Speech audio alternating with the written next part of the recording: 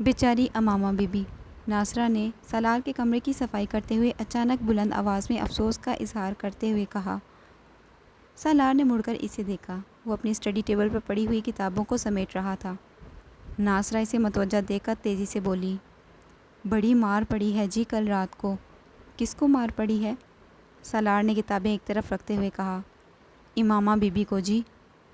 اور کیسے؟ وہ کتابیں ایک طرف رکھتے رکھتے رک گیا اور ناصرہ کو دیکھا جو کمرے میں موجود ایک شیلف کی جھاڑ پونچھ کر رہی تھی۔ ہاشم مبین نے کل بہت مارا ہے اسے۔ سالار بے حد محظوظ ہوا۔ واقعی؟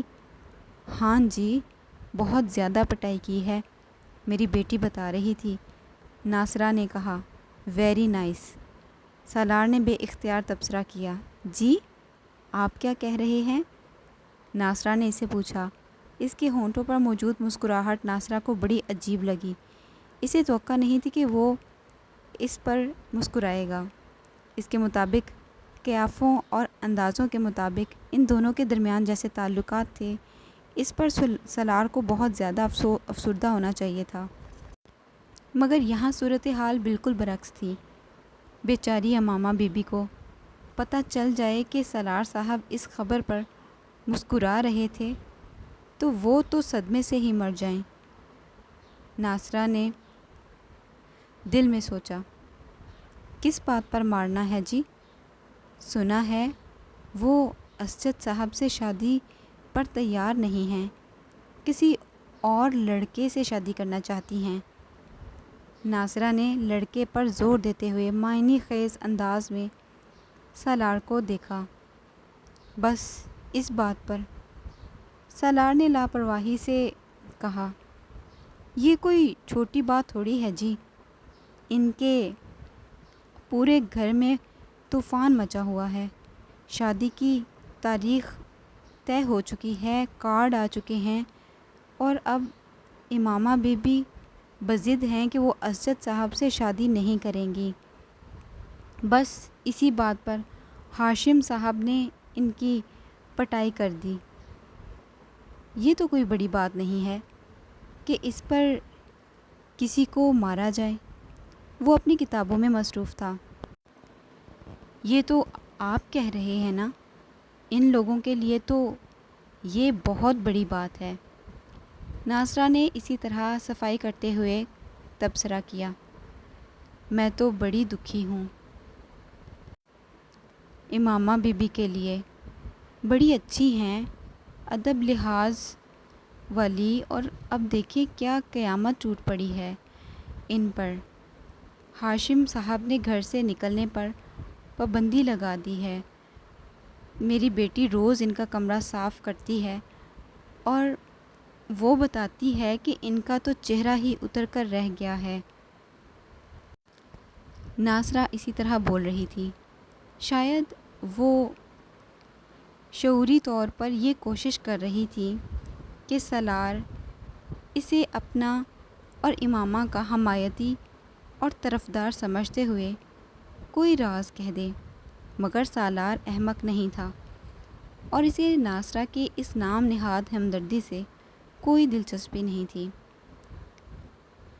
اگر امامہ کی پٹائی ہو رہی تھی اور اسے کچھ تکلیف کا سامنا کرنا پڑ رہا تھا تو اس سے اس کا کیا تعلق تھا؟ مگر اسے اس صورتحال پر ہنسی ضرور آ رہی تھی۔ کیا اس دور میں بھی کوئی اس عمر کی اولاد پر ہاتھ اٹھا سکتا ہے، اور وہ بھی ہاشم مبین احمد جیسے امیر طبقے کا آدمی؟ حیرانی کی بات تھی۔ سوچ کر ایک ہی رو میں بہت سے متضاد خیالات بہہ رہے تھے۔ ناصرہ کچھ دیر اسی طرح بولتی اپنا کام کرتی رہی، مگر پھر جب اس نے دیکھا کہ سالار اس کی گفتگو میں کوئی دلچسپی نہیں لے رہا اور اپنے کام میں مصروف ہو گیا ہے تو وہ قدرے مایوس ہو کر خاموش ہو گئی۔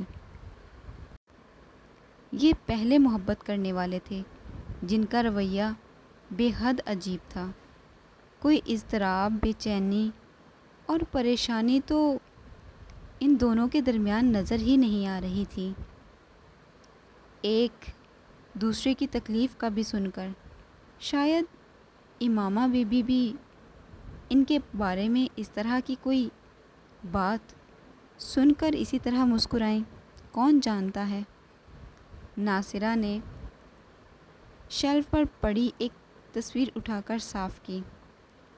گھر چھوڑ دینے کا فیصلہ اس کی زندگی کے سب سے مشکل اور تکلیف دہ فیصلوں میں سے ایک تھا، مگر اس کے علاوہ اس کے پاس اب کوئی دوسرا راستہ نہیں تھا۔ ہاشم مبین احمد اسے کہاں لے جاتے اور پھر کس طرح اسے طلاق دلوا کر اس کی شادی اسجد سے کرتے، وہ نہیں جانتی تھی۔ واحد چیز جو وہ جانتی تھی وہ یہ حقیقت تھی کہ ایک بار وہ اسے کہیں اور لے گئے تو پھر اس کے پاس رہائی اور فرار کا کوئی راستہ نہیں بچے گا۔ وہ یہ بات اچھی طرح جانتی تھی کہ وہ اسے جان سے کبھی نہیں ماریں گے، مگر زندہ رہ کر اس طرح کی زندگی گزارنا زیادہ مشکل ہو جاتا، جیسی زندگی کی وہ اس وقت توقع اور تصور کر رہی تھی۔ ہاشم مبین احمد کے چلے جانے کے بعد وہ بہت دیر تک بیٹھ کر روتی رہی، اور پھر اس نے پہلی بار اپنے حالات پر غور کرنا شروع کیا۔ اسے گھر سے صبح ہونے سے پہلے پہلے نکلنا تھا اور نکل کر کسی محفوظ جگہ پر جا کر پہنچنا تھا۔ محفوظ جگہ؟ اس کے ذہن میں ایک بار پھر جلال انصر کا خیال آیا۔ اس وقت صرف وہی شخص تھا جو اسے صحیح معنوں میں تحفظ دے سکتا تھا۔ ہو سکتا ہے کہ مجھے اپنے سامنے دیکھ کر اس کا فیصلہ اور رویہ بدل جائے، وہ اپنے فیصلے پر غور کرنے پر مجبور ہو جائے۔ ہو سکتا ہے وہ مجھے سہارا اور تحفظ دینے پر تیار ہو جائے۔ اس کے والدین کو مجھ پر ترس آ جائے۔ ایک موہوم سی امید اس کے دل میں ابھر رہی تھی۔ وہ مدد نہیں بھی کرتے تب بھی کم از کم میں آزاد تو ہوں گی، اپنی زندگی کو اپنی مرضی سے گزار تو سکوں گی۔ مگر سوال یہ پیدا ہوتا ہے کہ میں یہاں سے کیسے نکلوں گی اور جاؤں گی کہاں؟ وہ بہت دیر تک پریشانی کے عالم میں بیٹھی رہی۔ اسے ایک بار پھر سالار کا خیال آیا، اگر میں کسی طرح اس کے گھر پہنچ جاؤں تو وہ میری مدد کر سکتا ہے۔ اس نے سالار کے موبائل پر اس کا نمبر ملایا۔ موبائل آف تھا۔ کئی بار کال ملائی مگر اس سے رابطہ نہ ہو سکا۔ امامہ نے موبائل بند کر دیا۔ اس نے ایک بیگ میں اپنے چند جوڑے کپڑے اور دوسری چیزیں رکھ لیں۔ اس کے پاس کچھ زیورات اور رقم بھی تھی، اس نے انہیں بھی اپنے بیگ میں رکھ لیا۔ پھر جتنی بھی قیمتی چیزیں اس کے پاس تھیں جنہیں وہ آسانی سے ساتھ لے جا سکتی تھی اور بعد میں بیچ کر پیسے حاصل کر سکتی تھی، وہ انہیں اپنے بیگ میں رکھتی گئی۔ بیگ بند کرنے کے بعد اس نے اپنے کپڑے تبدیل کیے اور پھر 2 نفل ادا کیے۔ اس کا دل بے حد بوجھل ہو رہا تھا۔ بے سکونی اور اضطراب نے اس کے پورے وجود کو اپنی گرفت میں لے رکھا تھا۔ آنسو بہا کر بھی اس کے دل کا بوجھ کم نہیں ہو رہا تھا۔ نوافل ادا کرنے کے بعد جتنی آیات اسے اور صورتیں اسے زبانی یاد تھیں، اس نے وہ ساری پڑھ لیں۔ بیگ لے کر اپنے کمرے کی لائٹ بند کر کے وہ خاموشی سے باہر نکل گئی۔ لاؤنج کی ایک لائٹ کے علاوہ ساری لائٹس آف تھیں۔ وہاں زیادہ روشنی نہیں تھی۔ وہ محتاط انداز میں چلتے ہوئے سیڑھیاں اتر کر نیچے آ گئی اور پھر کچن کی طرف چلی گئی۔ کچن تاریکی میں ڈوبا ہوا تھا۔ وہ محتاط انداز میں چیزوں کو ٹٹولتے ہوئے کچن کے اس دروازے کی طرف بڑھ گئی جو باہر لان میں کھلتا تھا۔ عقبی لان کے اس حصے میں کچھ سبزیاں لگائی گئی تھیں، اور اس گھر میں کچن کا وہ دروازہ واحد دروازہ تھا جسے لاک نہیں کیا جاتا تھا، صرف چٹنی لگائی جاتی تھی۔ دروازہ اس رات بھی لاک نہیں تھا۔ وہ آہستگی سے دروازہ کھول کر باہر نکل آئی۔ کچھ فاصلے پر سرونٹ کوارٹرز سے وہ بے حد محتاط انداز میں چلتے ہوئے لان عبور کر کے اپنے اور سالار کے گھر کی درمیانی دیوار تک پہنچ گئی۔ دیوار بہت زیادہ لمبی بلند نہیں تھی۔ اس نے آہستگی سے بیگ دوسری طرف پھینک دیا اور پھر کچھ جدوجہد کے بعد خود بھی دیوار پھلانگنے میں کامیاب ہو گئی۔ گہری نیند کے عالم میں سالار نے کھٹکے کی آواز سنی تھی، پھر وہ آواز دستک کی آواز میں تبدیل ہو گئی تھی۔ رک رک کر مگر مسلسل کی جانے والی دستک کی آواز۔ وہ اوندھے منہ پیٹ کے بل سو رہا تھا۔ دستک کی اس آواز نے اس کی نیند توڑ دی۔ وہ اٹھ کر بیٹھ گیا اور بیڈ پر بیٹھے بیٹھے اس نے تاریکی میں اپنے چاروں طرف دیکھنے کی کوشش کی۔ خوف کی ایک لہر اس کے اندر سرایت کر گئی۔ وہ آواز کھڑکیوں کی طرف سے آ رہی تھی، یوں جیسے کوئی ان کھڑکیوں کو بجا رہا تھا، مگر بہت آہستہ آہستہ، یا پھر شاید کوئی ان کھڑکیوں کو ٹٹولتے ہوئے کھولنے کی کوشش کر رہا تھا۔ سالار کے ذہن میں پہلا خیال کسی چور کا آیا تھا۔ وہ سلائیڈنگ ونڈوز تھیں اور بدقسمتی سے وہاں کوئی گرل نہیں تھی۔ اس کی ضرورت اس لیے محسوس نہیں کی گئی تھی کیونکہ وہ امپورٹڈ گلاس کی بنی ہوئی تھیں، جنہیں آسانی سے توڑا یا کاٹا نہیں جا سکتا تھا، اور انہیں صرف اندر سے کھولا جا سکتا تھا۔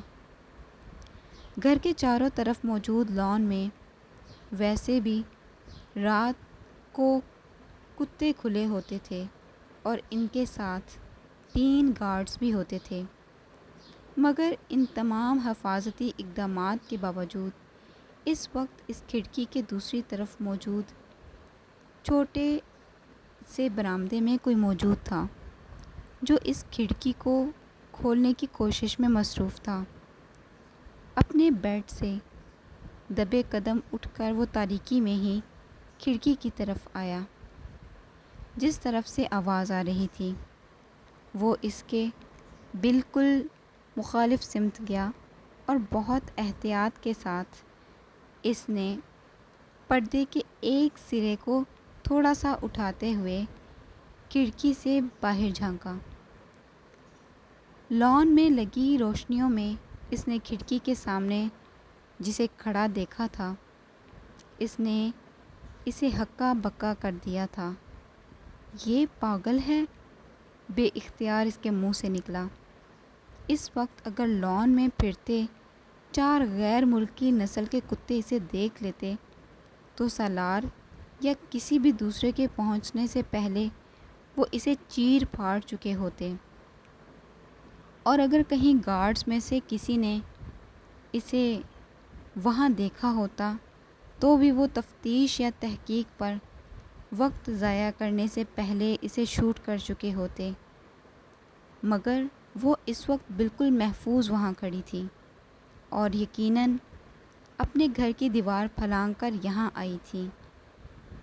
ہونٹ میچے ہوئے اس نے کمرے کی لائٹ آن کی۔ لائٹ آن ہوتے ہی دستک کی آواز رک گئی۔ کتے کے بھونکنے کی آواز آ رہی تھی۔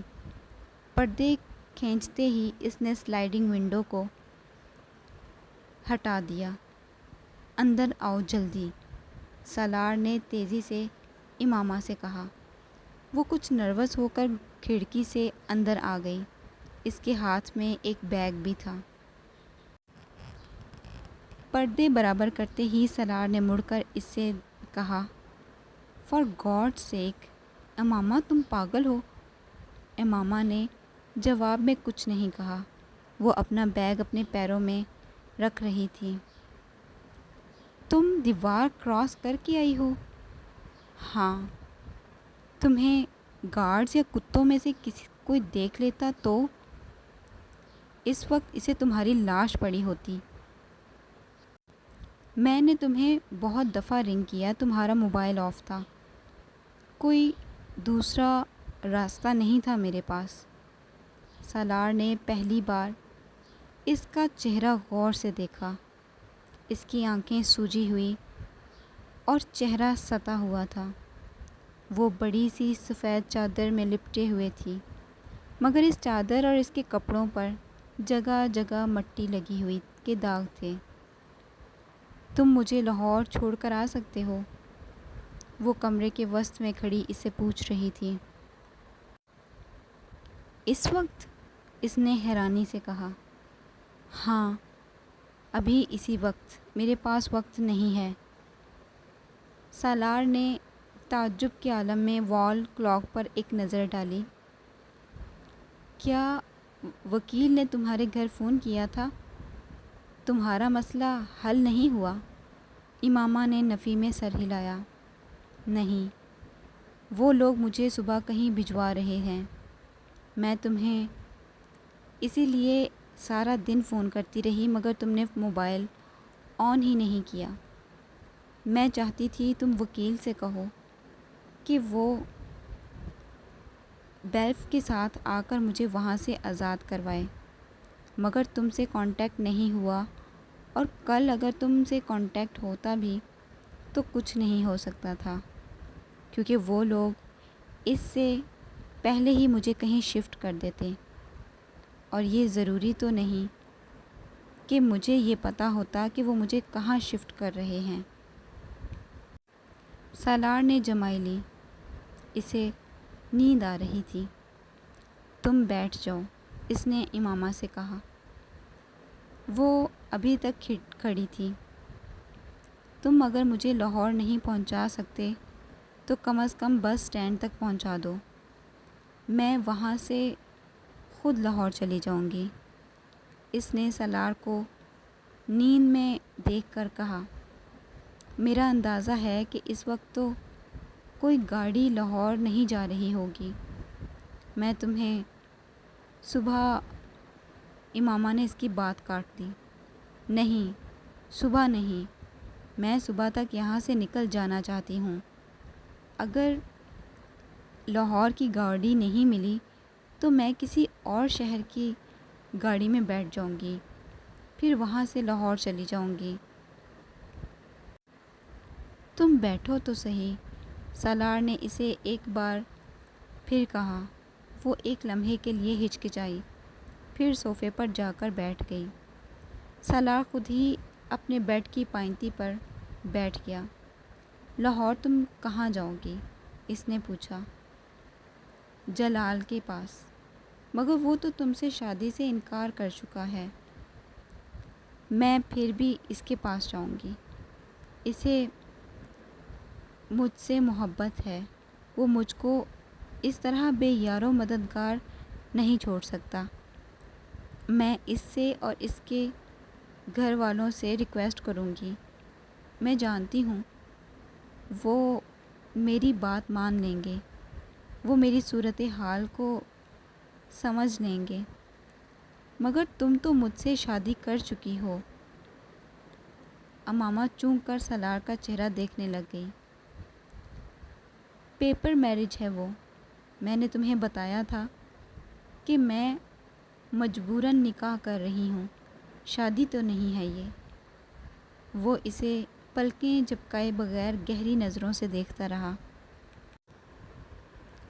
تم جانتی ہو میں آج لاہور گیا تھا، جلال کے پاس۔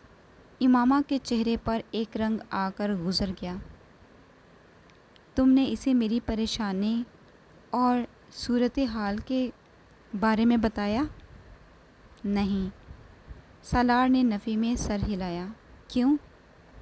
جلال نے شادی کر لی ہے، سالار نے لاپرواہی سے کندھے جھٹکتے ہوئے کہا۔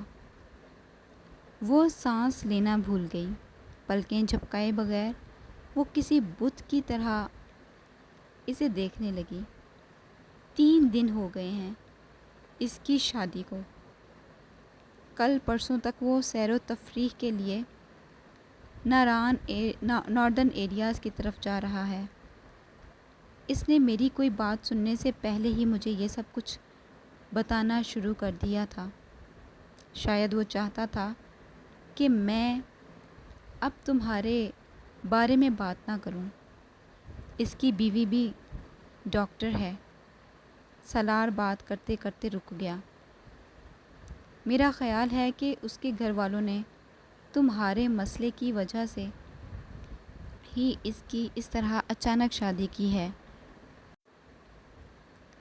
وہ یکے بعد دیگرے جھوٹ پر جھوٹ بولتا جا رہا تھا۔ مجھے یقین نہیں آ رہا، جیسے کسی خلا سے آواز آئی تھی۔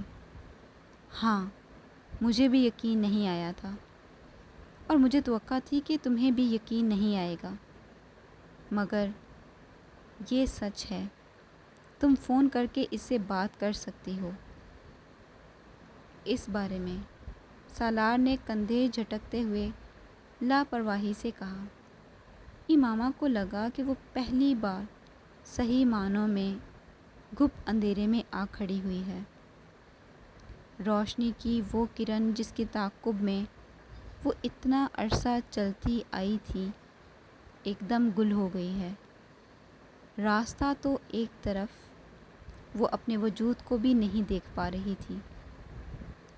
اب تم خود سوچ لو کہ لاہور جا کر تم کیا کرو گی۔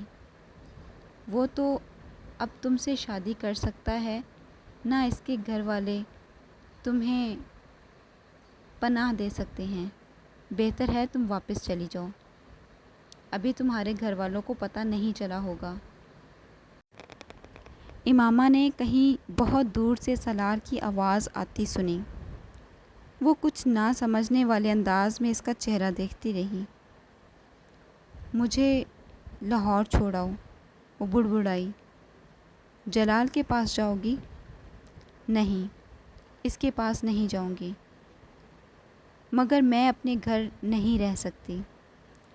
وہ یکدم صوفے سے اٹھ کر کھڑی ہو گئی۔ سالار نے ایک سانس لے کر الجھن بھری نظروں سے اسے دیکھا۔ یا پھر مجھے گیٹ تک چھوڑاؤ، میں خود چلی جاتی ہوں۔ تم چوکیدار سے کہو وہ مجھے باہر جانے دے۔ اس نے بیگ اٹھا لیا۔ تمہیں اندازہ ہے کہ یہاں سے بس اسٹینڈ کتنی دور ہے؟ اتنی دھند اور سردی میں تم پیدل وہاں تک جا سکو گی؟ جب اور کچھ نہیں رہا میرے پاس، تو دھند اور سردی سے مجھے کیا ہوگا؟ سالار نے اسے گیلی آنکھوں کے ساتھ مسکراتے ہوئے دیکھا تھا۔ وہ اپنے ہاتھ کے پشت سے اپنی آنکھوں کو رگڑ رہی تھی۔ سالار اس کے ساتھ کہیں جانے کا کوئی ارادہ نہیں رکھتا تھا۔ لاہور تو بہت دور کی بات تھی۔ اسے ابھی بھی نیند آ رہی تھی، اور وہ سامنے کھڑی لڑکی کو ناپسند کرتا تھا۔ ٹھہرو، میں چلتا ہوں تمہارے ساتھ۔ وہ نہیں جانتا تھا کہ اس کی زبان سے یہ جملہ کیوں اور کیسے ادا ہوا۔ امامہ نے اسے ڈریسنگ روم کی طرف جاتے دیکھا۔ وہ کچھ دیر بعد باہر نکلا تو شب خوابی کے لباس کی بجائے ایک جینز اور سویٹر میں ملبوس تھا۔ اپنے بیڈ کی سائڈ ٹیبل سے اس نے کی چین اور گھڑی کے ساتھ ساتھ اپنا والیٹ بھی اٹھایا۔ امامہ کے قریب آ کر اس نے بیگ لینے کے لیے ہاتھ بڑھایا۔ نہیں، میں خود اٹھا لوں گی۔ اٹھا لیتا ہوں۔ اس نے بیگ لے کر کندھے پر ڈال دیا۔ وہ دونوں آگے پیچھے چلتے ہوئے پورچ میں آ گئے۔ سالار نے اس کے لیے فرنٹ سیٹ کا دروازہ کھولا تھا اور بیگ کو پچھلی سیٹ پر رکھ دیا۔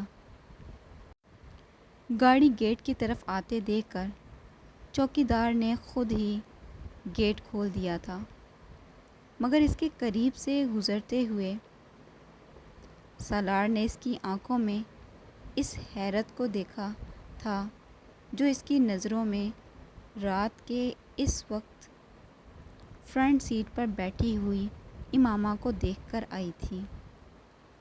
یقیناً وہ حیران ہوا ہوگا کہ وہ لڑکی اس وقت اس گھر میں کہاں سے آئی تھی۔ تم مجھے بس اسٹینڈ پر چھوڑو گے؟ مین روڈ پر آتے ہی امامہ نے اس سے پوچھا۔ سالار نے ایک نظر گردن موڑ کر اسے دیکھا۔ نہیں، میں تمہیں لاہور لے جا رہا ہوں۔ اس کی نظریں سڑک پر مرکوز تھیں۔